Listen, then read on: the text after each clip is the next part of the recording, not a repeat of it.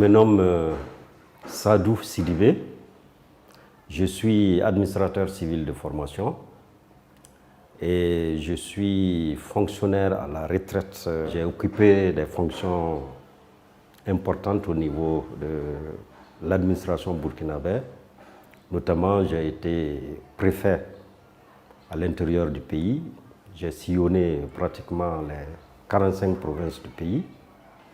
Après, j'ai été secrétaire général de la Commission électorale nationale indépendante pendant 5 ans.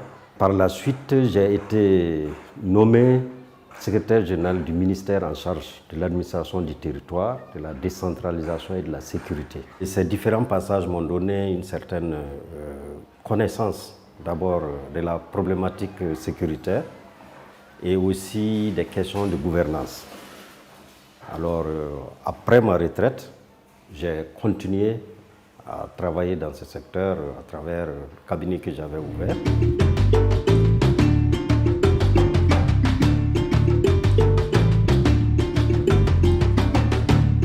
Dans ma carrière,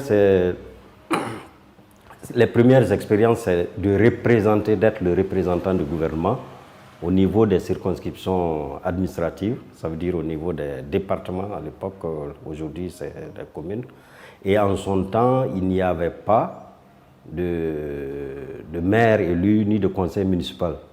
C'est-à-dire l'autorité administrative qui était le préfet représentait pratiquement tout au niveau administratif. Et là-dessus, vous pouvez imaginer comment il faut amener les populations à adhérer aux politiques publiques du gouvernement. Comment il faut... ça, c'est des expériences vraiment intéressantes. Quand on voit aujourd'hui qu'il y a une évolution, c'est vrai, le contexte a changé également. Mais à l'époque, nous n'avons pas toutes ces facilités qu'on a aujourd'hui en termes de communication, en termes de mobilisation. Et ça, c'est une expérience qui m'a marqué.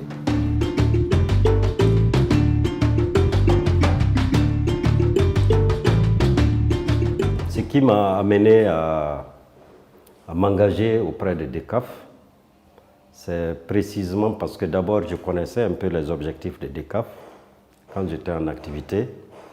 Et puis j'ai quand même suivi un peu l'approche que DECAF avait auprès des institutions publiques, auprès des parlements, auprès des organisations de la société civile. Et cette approche me paraissait vraiment la plus indiquée dans le contexte que nous vivons. En plus, DECAF a une vision qui cerne un peu, pas seulement le niveau national, mais ils ont élargi la vision pour toucher un ensemble de régions. Aujourd'hui, par exemple, c'est la région du Liptako-Gourma qui touche le Mali, le Niger et le Burkina. Et quand vous regardez vraiment, nous sommes dans un contexte global où il faut faire une approche globale. Ça m'a beaucoup séduit auprès de DECAF.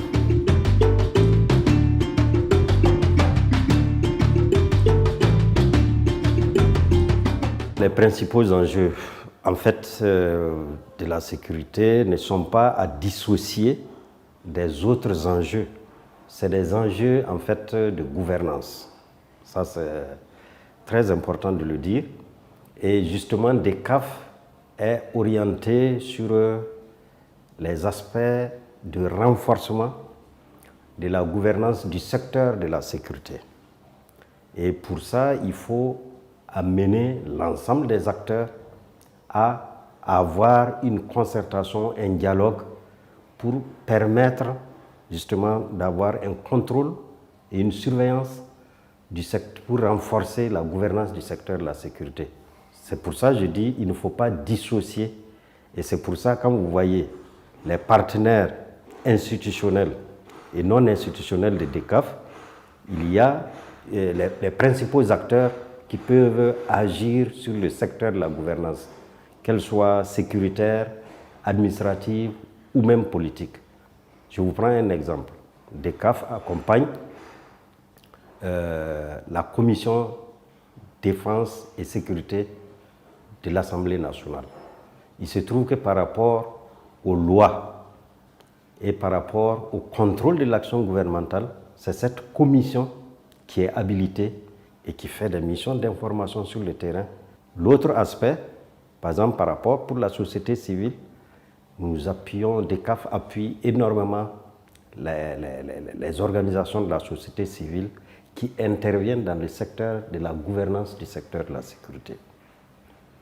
Voilà un peu un ensemble d'éléments qui motivent un peu, qui montrent aussi la capacité de DECAF à cerner la problématique du secteur de la sécurité.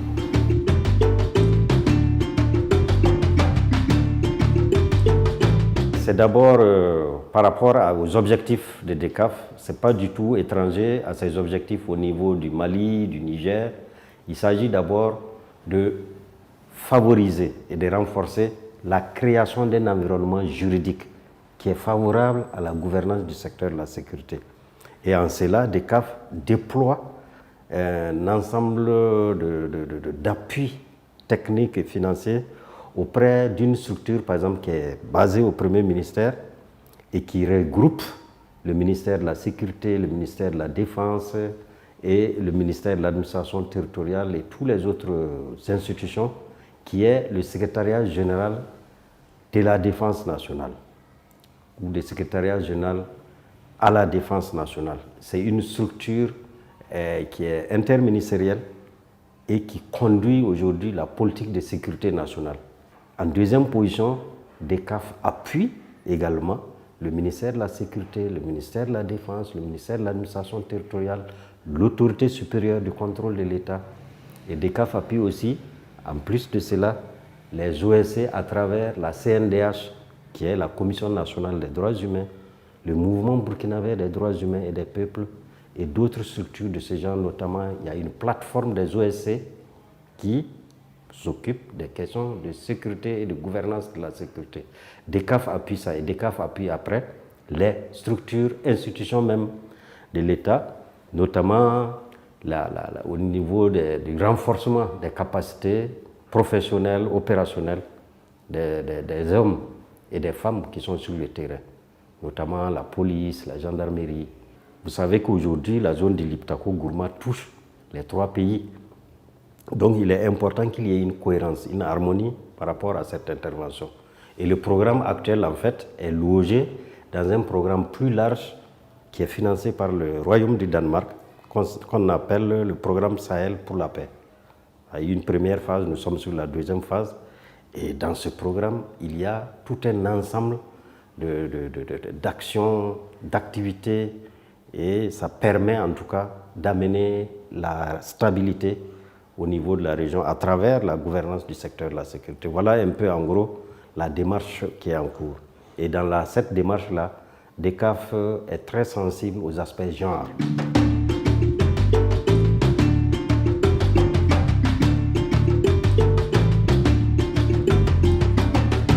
Sur le plan de la régional, il y a un exemple très actuel. Nous avons mis en relation, il y a une mission d'étude du Centre national d'études, stratégie et de sécurité du Niger, qu'on appelle le CNES, qui va faire une mission ici auprès du secrétariat général à la défense nationale, le SGDN, et notre Centre national d'études stratégiques qui vient d'être créé. Ils vont faire une mission d'échange d'expériences. Ça, c'est déjà quelque chose d'important. Et à ce niveau-là, les programmes sont déjà arrêtés. Nous pensons que l'activité aura lieu bientôt en septembre. Alors, ça, c'est un exemple de coopération entre les pays, entre les différentes institutions qui s'occupent des politiques d'orientation et des différentes stratégies. Il faut une cohérence, il faut une harmonie. Vous avez aussi la formation de la police en droits humains, en respect du genre, en respect des textes du système des Nations Unies. Et cette formation est conduite par la POLIDH.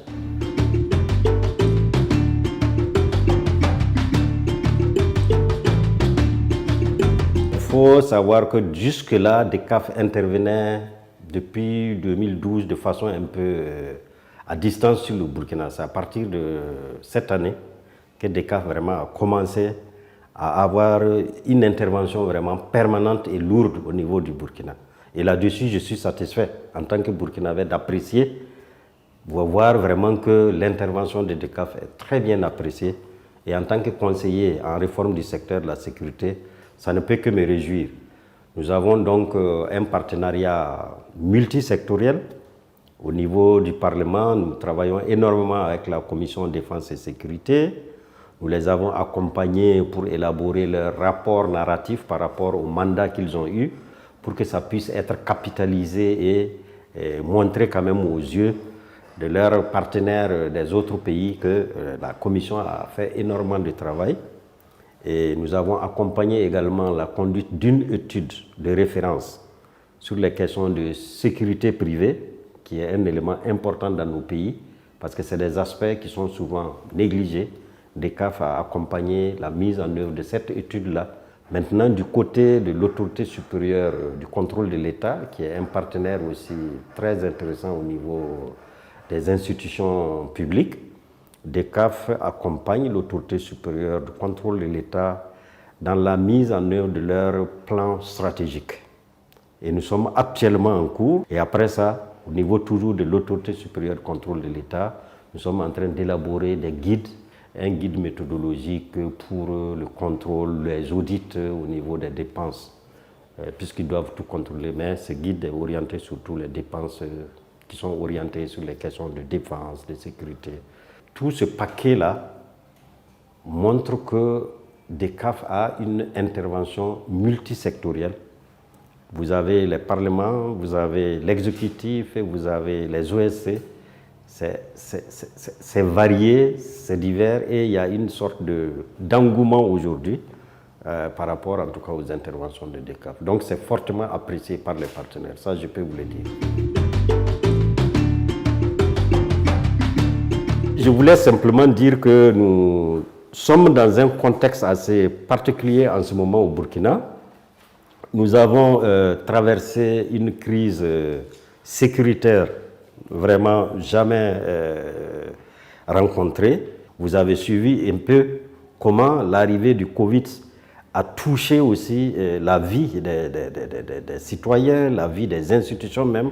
On a été bloqué de toute activité pendant un moment par rapport à ces mesures de sécurité. Et aujourd'hui, nous pensons qu'il est important à chaque fois de pouvoir ensemble garder une sorte d'échange permanent entre nous et nos partenaires, malgré le fait que nous devons garder à l'esprit que l'objectif, c'est d'amener une sorte d'harmonie entre les forces de défense et de sécurité et les citoyens et les populations. Vous vous rappellerez que pendant la période du couvre-feu, qui était une mesure gouvernementale par rapport au respect, il y a eu des manquements au niveau de certains éléments des FDS. Tous les FDS ne sont pas comme ça. Donc c'est ce genre d'éléments qu'il faut avoir à l'esprit et il faut chaque fois amener à renforcer un peu la confiance entre les forces de défense et de sécurité et les populations. Ce n'est plus le rapport qu'on a eu depuis de longues années où, en fait, c'est des rapports toujours de choc, de violence, de répression. Mais il faut que les citoyens regardent l'agent de sécurité vraiment comme quelqu'un qui apporte un service, qui lui apporte une protection. L'objectif, c'est ça, c'est d'atteindre cette relation vraiment de confiance entre FDS et citoyens.